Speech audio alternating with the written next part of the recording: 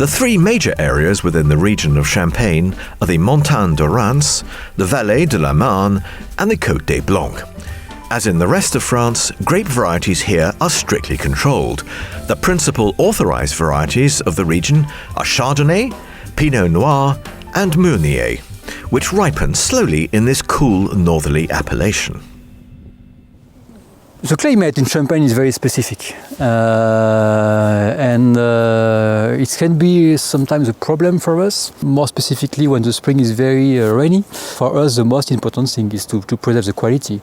And to preserve the quality, we have to deal with the climate. So sometimes the climate is very good and we don't have a lot of things to do.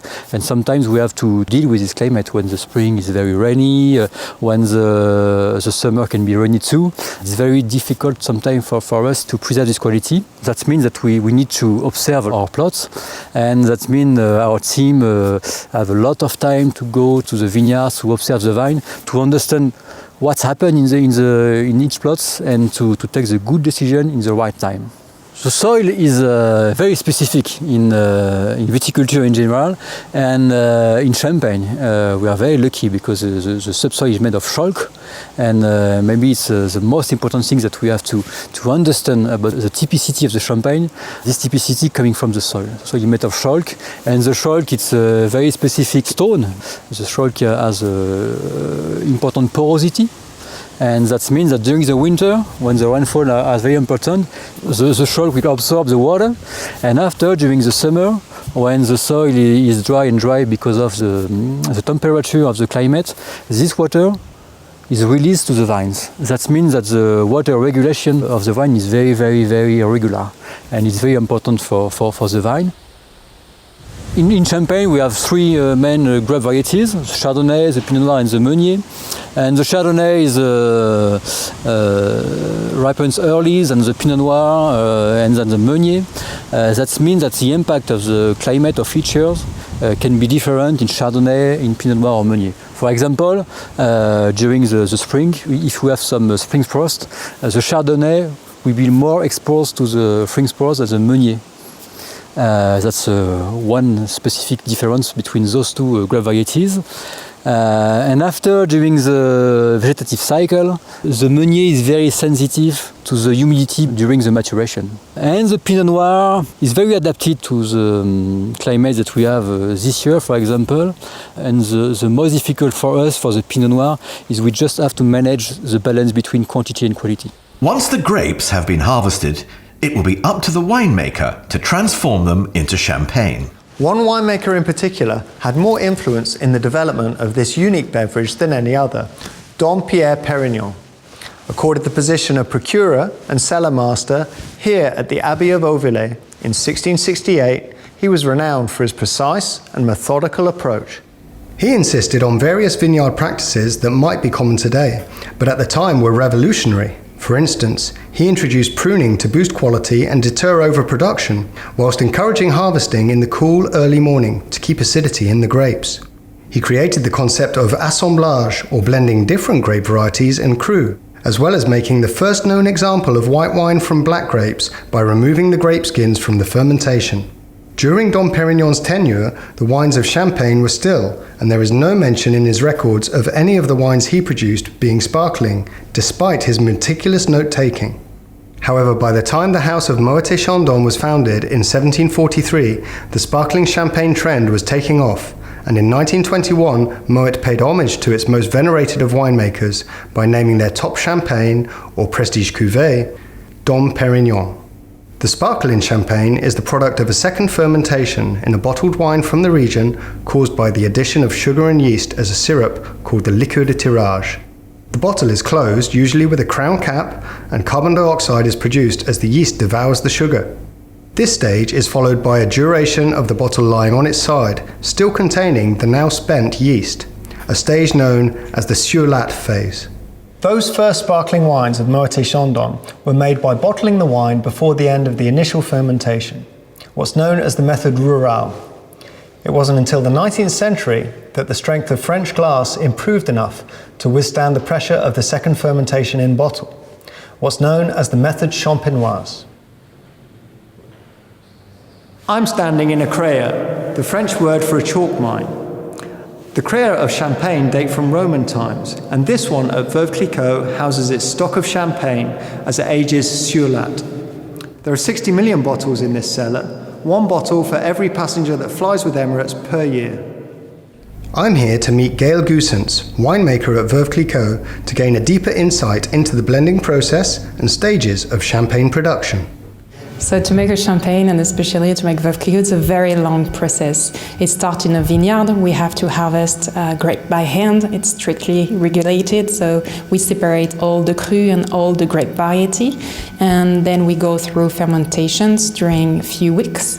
And we have to taste every single wines that we have from harvest. So at Veuve Clicquot, it means that we have between 600 and 700 wines from a single harvest. And then to make our blends, especially yellow label, we also have to taste all our reserve wines. Reserve wines are all those very old wines that we keep in our winery for a very long time. And we have a very large collection at Veuve Clicquot, between 400 and 500 different reserve wines. So it means at the end of the year, when we have to make the blend of yellow label, we have to taste more than 1,000 wines to be able to make the blend. We are 10 winemakers at Veuve Clicquot. We all taste together. We have a cellar master. He's the head of the oenology. He gives the go or no go to make the blend. And but it takes few weeks, even few months, to be able to make a blend of yellow label. And behind the bottle of yellow label, you have between 400 and 500 different wines, just in a single bottle. So once we have made the blend, we have to bottle the blend, so the wine. At that stage, it's still a still wine, so no bubble in this wine. So we bottle the wine, still wine, and we add yeast and a liqueur de tirage. So it's basically sugar and wine that we have melt together, and we add liqueur de tirage to feed the yeast, because the yeast is what helps us to make the bubbles by doing a second alcoholic fermentation in bottle. And then we wait a few months, again, even few years, depending the wine that we have bottled. We wait on lees in our cellar, and after a few years, we do the riddling process. Because we add yeast and sugar, but especially yeast in our bottle, we have cloudy wines in Champagne before disgorgement, before opening a bottle. So back to the time, a long time ago, people used to drink cloudy wine in Champagne. And the only way to kind of get rid of those sediments was by doing a decantation. So before that time, people decant the champagne in the region. But the story, Madame Clicquot, she was actually the one who discovered the riddling table. The story says she dig a hole in her kitchen table, put the bottle neck down, turn it to the right, to the left every day while she was tilting a bit the bottle, and then after a few days she could collect all the sediment into the neck of the bottle. So when she opened the bottle, she could expose all the sediment out of the bottle. When we have riddled the bottle, we disgorge it. So it's what I was saying. We open the bottle, get rid of the sediment, and it's how we can get the crystal clear champagne. All the while the champagne has been aging surely, it has been absorbing the character of the decaying yeast, a process called autolysis. Each champagne will exhibit its individual house style and character of the vintage through this autolytic lens. Champagne is often thought of as first and foremost a wine for celebration and festivity. Nevertheless, the sur-lie maturation develops a richness of flavor which lends itself to many different food pairing possibilities. Emirates has a 30-year history of serving Dom Pérignon on board, and we developed a selection of special canapés to pair with this, our first-class champagne. On occasion in first class, you may find Dom Pérignon Plénitude 2 on board, a very special champagne for which on select routes we have highlighted a menu item that pairs particularly well. So making a base wine at Dom Pérignon is of course very different from making another wine, as first of all we do wine for champagne. And then we are Dom Pérignon, and Dom Pérignon is very singular. We first of all are pursuing a vision, which is to reach the harmony. We have an ideal of aesthetic. And in order to reach this harmony, of course, all our decisions, from the vineyards to the pressing, to the fermentation, to the blending, are totally different, because we are singular.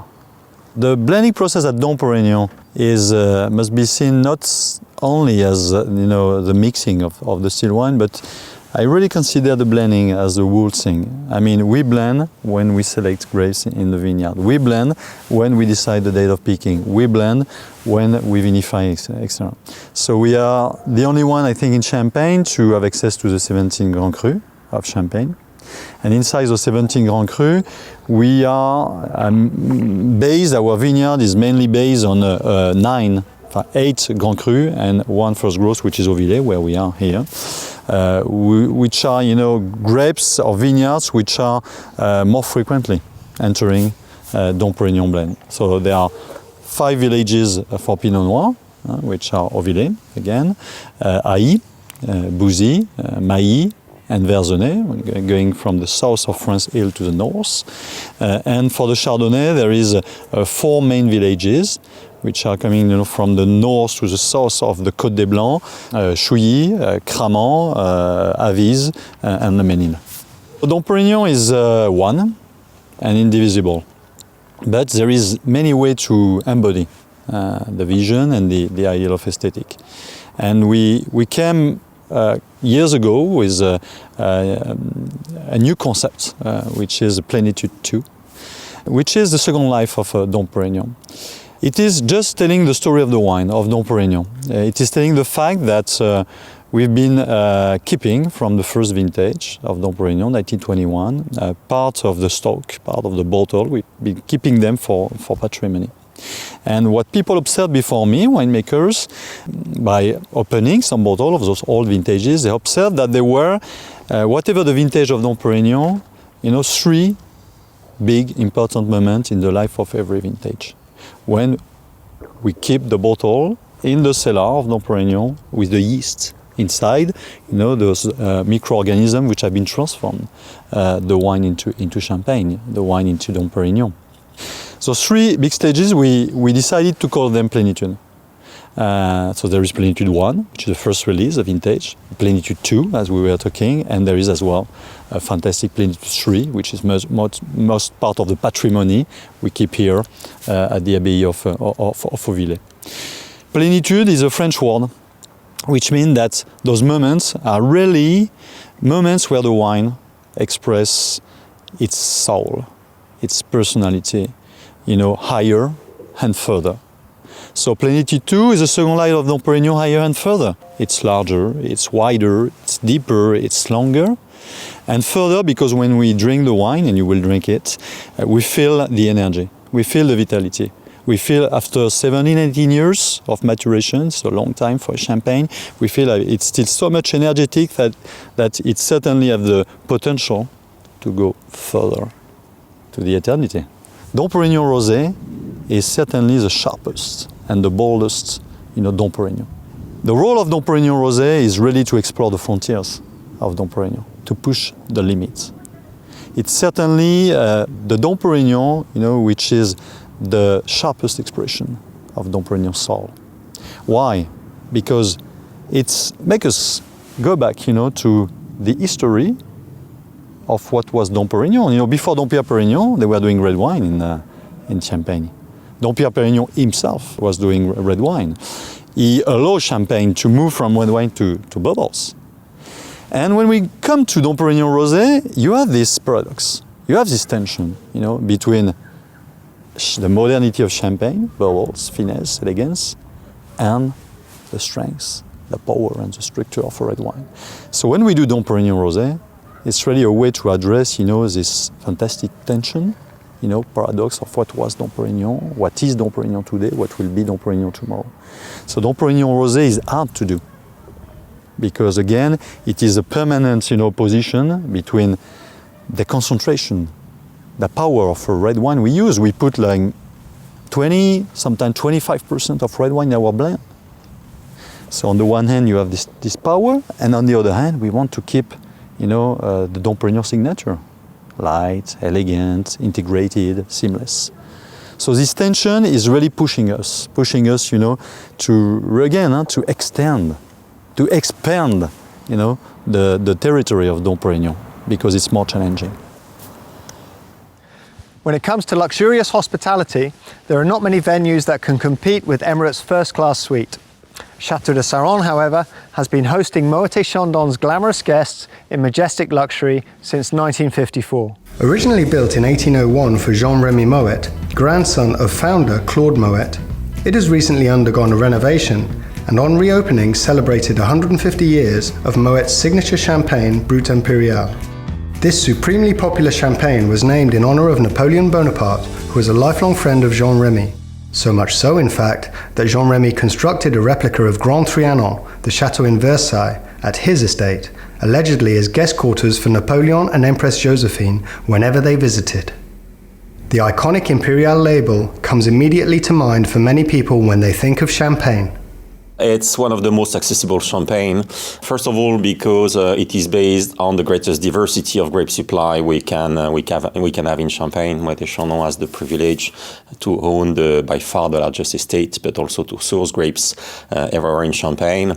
And therefore, not only we have the chance to have access to the best grapes, but also to so many nuances that we can really craft blends that are very, very complete and therefore versatile and therefore accessible. Moët Impérial is really made in a sort of a universal spirit.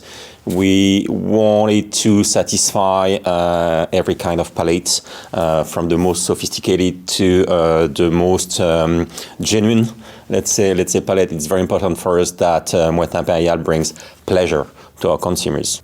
In Champagne, we have 319 villages classified to produce grapes for Champagne. We call them crus.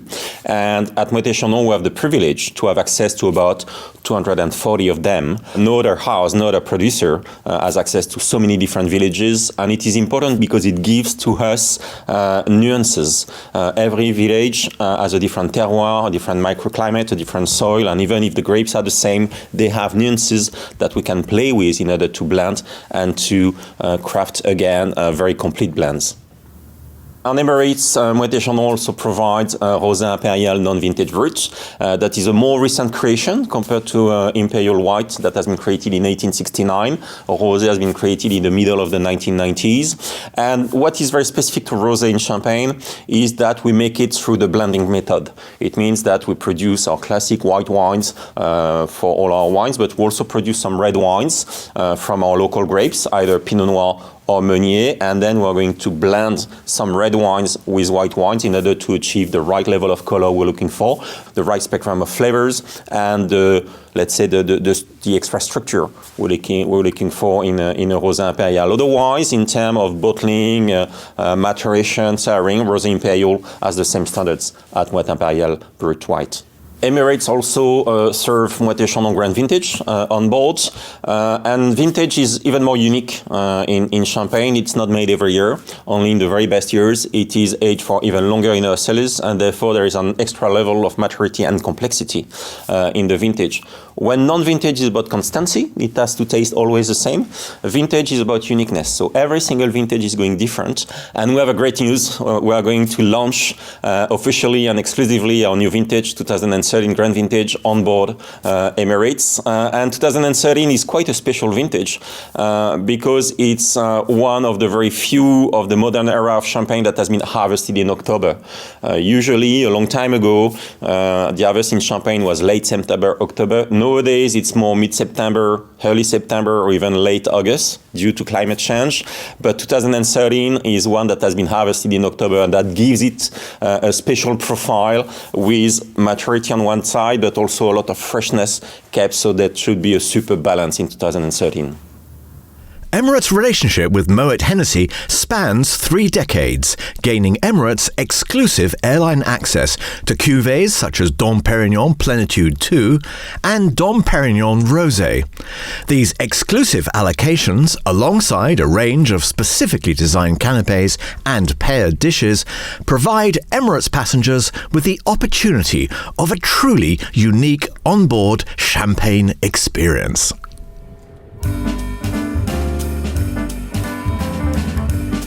Join us in our next episode as we focus on the wine region at the heart of Emirates' wine programme, Bordeaux.